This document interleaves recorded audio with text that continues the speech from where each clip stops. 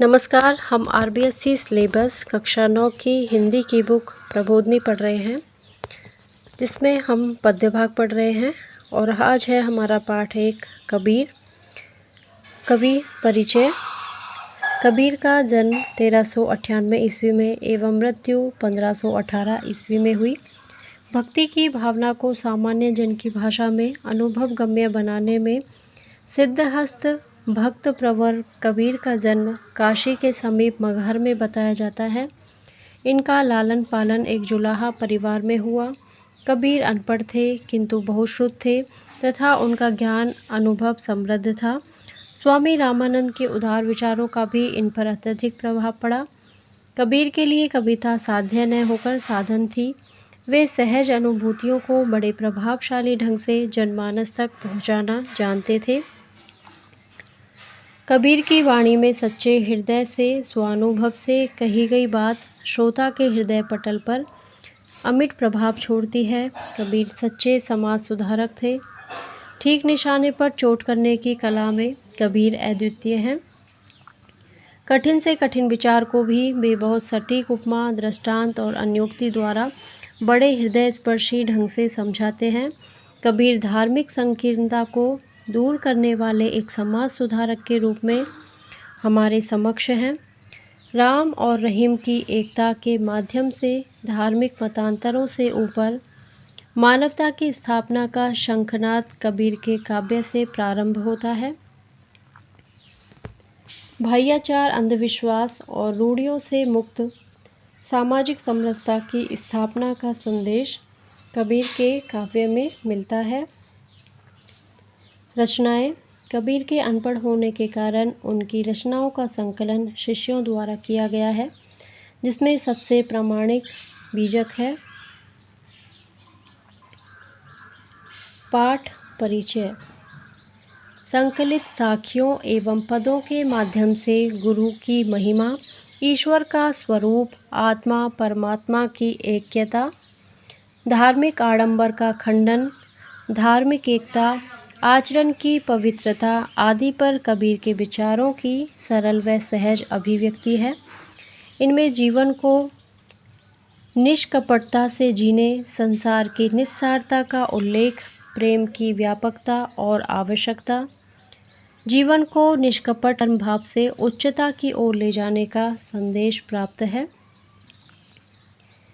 इनके माध्यम से वर्तमान परिवेश प्रसूत भौतिकता के द्वंद्व में भटक रहे मानव जीवन को सच्ची दिशा प्राप्त हो सकती है। कबीर के मानवतावादी और प्रासंगिक रूप का जीवंत रूप से दिग्दर्शन संकलित पाठ के माध्यम से होता है। कबीर के भाषा पर अधिकार एवं बोधगम्य रूप का पर्याय परिचय प्राप्त होता है। काव्य रूप से भाषा के सदुक्कड़ी स्वरूप की प्रामाणिकता होती है। अब है कबीर के प्रमुख साखियाँ। सतगुरु की महिमा अनंत अनंत किया उपकार, लोचन अनंत उघाड़िया अनंत दिखावन हार। तो पहले इसके शब्दार्थ देख लेते हैं। अनंत, अनंत का अर्थ है अपार या असीम। उपकार का मतलब है उपकार करना। लोचन का अर्थ है आँखें। उघाड़िया मतलब खोलना। तो यहाँ पे सतगुरु की महिमा का उल्लेख किया गया है। कबीर जी कहते हैं कि सतगुरु की महिमा का बखान नहीं किया जा सकता। सतगुरु की महिमा अनंत अनंत किया उपकार। उनकी महिमा का गुणगान नहीं किया जा सकता, मतलब उनकी महिमा अनंत है, अपार है। उन्होंने मुझ पर अनेक उपकार किए हैं। उपकार का मतलब उपकार। सतगुरु ने मेरे ऊपर बहुत उपकार किए हैं। लोचन अनंत उघाड़िया मतलब जो मेरे अज्ञान से ग्रस्त नेत्र हैं उनको खोलकर अनंत दिखावनहार। यहाँ पे अनंत का मतलब परमात्मा है।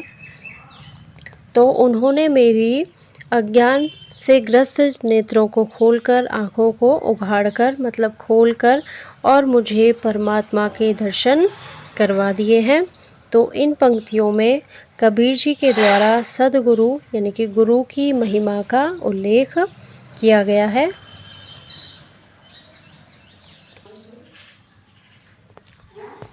भगति भजन हरि नाव है, दूजा दुख अपार, मनसा वाचा कर्मणा, कबीर सुमिरन सार। तो यहाँ पे शब्दार्थ देखते हैं। भगति भजन हरि नाव है। नाव, नाव यहाँ पे मतलब है नाम, हरि का नाम। दुख मतलब दुख या कष्ट, अपार मतलब बहुत सारे। मनसा वाचा कर्मणा, कर्मणा मनसा यानी कि मन से, वाचा वचन से, कर्मणा यानी कि कर्म से, कबीर सुमिरन सार, सुमिरन सार मतलब याद करना, उनको सुमरना। तो यहाँ पे इस साखी के अंतर्गत कबीर ने परमात्मा के नाम स्मरण का महत्व बताया है।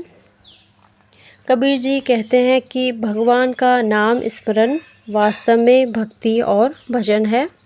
भक्ति भजन हरि नाम है, यानी कि भगवान का जो नाम लेना है, नाम स्मरण करना ही क्या है, भक्ति है और भजन है। और दूसरा सब कुछ अपार दुख का कारण है, और जो कुछ भी संसार में है वो सब दुखों के कारण है। मनसा वाचा कर्मणा, कबीर सुमिरन सार।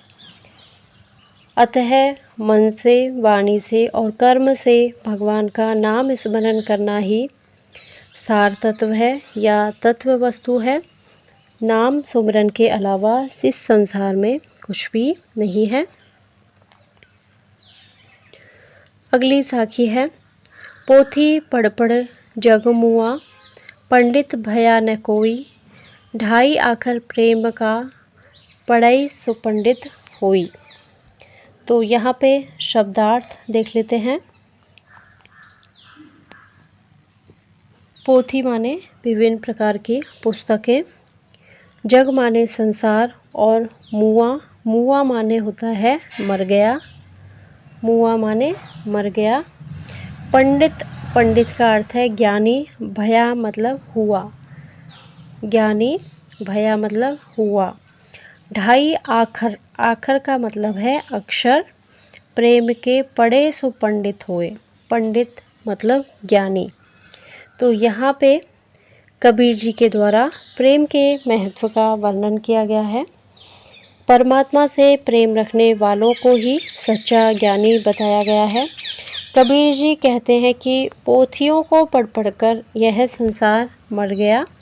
पोथी पढ़ पढ़ जग मुआ मतलब विभिन्न प्रकार की पुस्तकों को, पोथियों को पढ़ पढ़ करके यह संसार मर गया, अर्थात लगातार प्रयास करने से जीवन बीत गया। परंतु जो किताबी ज्ञान लिया था इस संसार ने, तो कोई किताबी ज्ञान से कोई भी व्यक्ति परम तत्व का ज्ञानी नहीं हो सकता।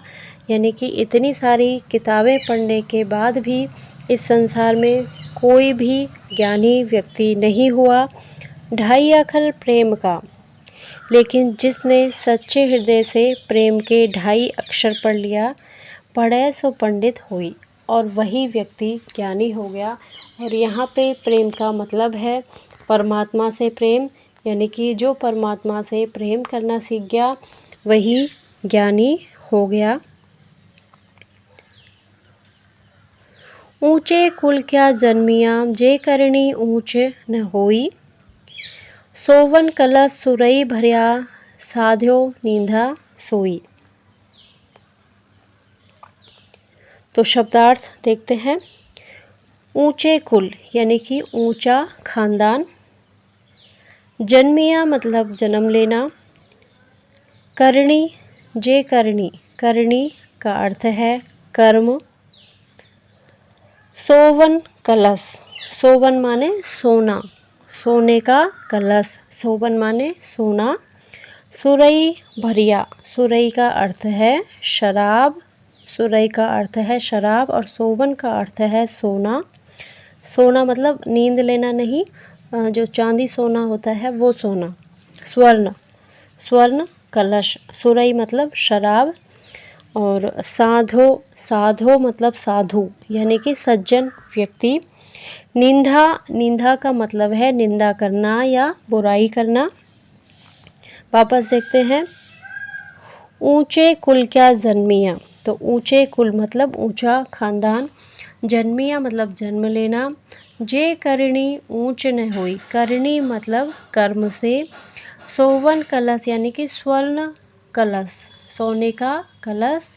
सुरई माने शराब। साधो मतलब साधु या सज्जन। निंदा मतलब निंदा किया, निंदा करना अथवा बुराई करना। तो इसमें कबीर जी के द्वारा श्रेष्ठ कर्म करने से ही व्यक्ति के महान बनने का भाव व्यक्त किया गया है। कबीर जी इस साखी में कहते हैं कि केवल ऊंचे खानदान से ही, ऊंचे खानदान या श्रेष्ठ परिवार में जन्म लेने से ही व्यक्ति महान नहीं बन जाता। जे करनी ऊंच न हुई, उसके कर्म ऊंचे नहीं हो सकते, यानी कि जब ऊंचे कुल में उसने जन्म ले लिया तो वो महान व्यक्ति नहीं हो गया, न ही उसके कर्म ऊंचे हो गए। अच्छे कर्म तो आचरण से होते हैं, अच्छे कर्म अपने आचरण से होते हैं। जैसे सोवन कलश यानी कि स्वर्ण का भरा हुआ कलश या सोने जैसी मूल्यवान धातु से बने कलश में यदि शराब भरी हो, सुरई भरिया यानी कि शराब भर दी गई हो, तो सज्जन उसकी निंदा ही करते हैं। तो साधु निंद्या सोई, तो सज्जन लोग क्या करते हैं, उसका तिरस्कार ही करते हैं, उसकी निंदा करते हैं। यानी कि गलत काम करने से निंदा ही होती है, भले ही उस व्यक्ति ने किसी भी ऊंचे जन्म में, ऊंचे कुल में जन्म ले लिया हो, लेकिन वो कर्म से ऊंचा नहीं हुआ तो उसकी सभी जगह निंदा ही होती है। ऐसी बानी बोलिए मन का आपा खोई, औरन को शीतल करई आपई शीतल होई। शब्दार्थ देखते हैं। बानी मतलब वचन, अपने बोल। मन का आपा खोई, आपा का अर्थ है यहाँ पे है अहंकार। आपा का अर्थ है अहंकार।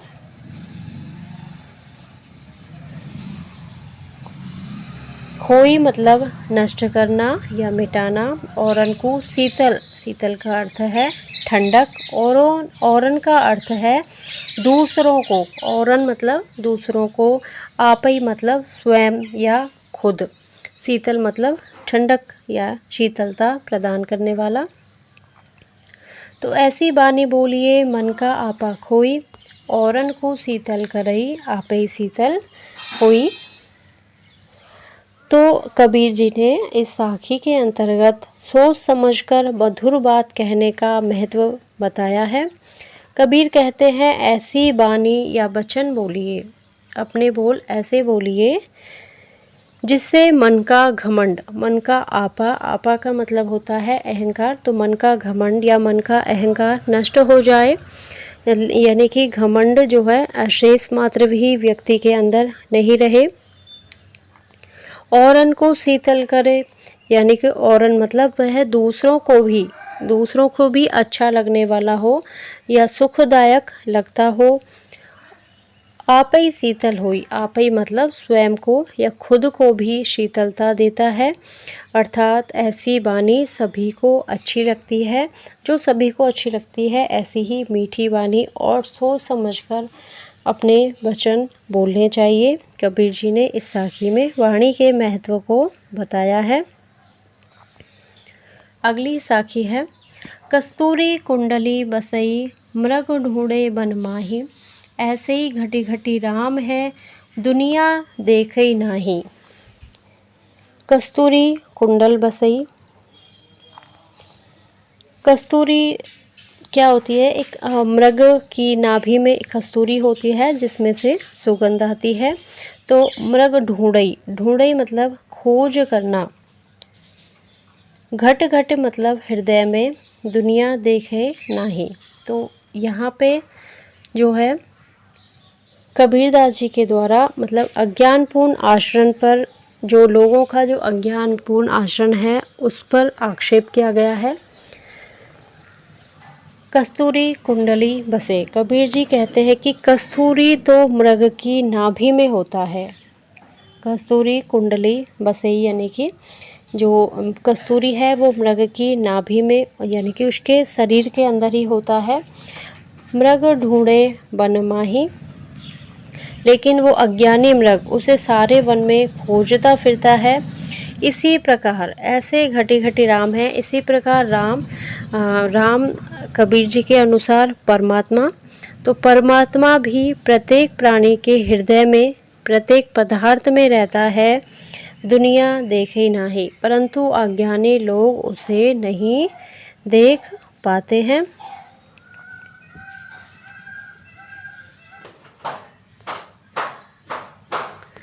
निंदक नियरे राखिए, आंगन कुटी छवाए, बिन पानी सावन बिना, निर्मल करे सुभाए। तो शब्दार्थ देखते हैं। नियरे, नियरे मतलब नज़दीक, सुभाए मतलब स्वभाव, सुभाए का अर्थ है स्वभाव। सावन, सावन का मतलब है साबुन। तो यहाँ पे कबीर जी के द्वारा निंदक व्यक्ति को अपने नज़दीक रखने का निर्देश दिया गया है। कबीर जी कहते हैं कि निंदा करने वाले व्यक्ति को आंगन कुटिया छुआकर, अर्थात सभी सुविधाएं उपलब्ध कराकर अपने पास ही रखना चाहिए। निंदक नियरे राखिए, निंदा करने वाले व्यक्ति को नियरे मतलब अपने पास ही रखिए। आंगन कुटी छवाए, उसके लिए आंगन कुटी बनवा के मतलब उसको सारी सुविधाएं प्रदान करके और उसको अपने पास ही रखिए। बिन पानी साबन बिना, क्योंकि वह बिना पानी और बिना साबुन के ही स्वभाव को निर्मल कर देता है। निर्मल करे सुभाए, सुभाए का मतलब स्वभाव को निर्मल कर देता है। अर्थात निंदा करने वाले के प्रभाव से व्यक्ति अपने आचरण में सुधार कर लेता है तथा उसका व्यक्तित्व निखर जाता है। यही चीज़ कबीर जी ने यहाँ बताई है कि निंदक को मतलब दुत्कारने या फटकारने की अपेक्षा उसे प्रेम सहित पास में रखने का निर्देश यहाँ पे कबीर के द्वारा दिया गया है। अब है कबीर के प्रमुख पद।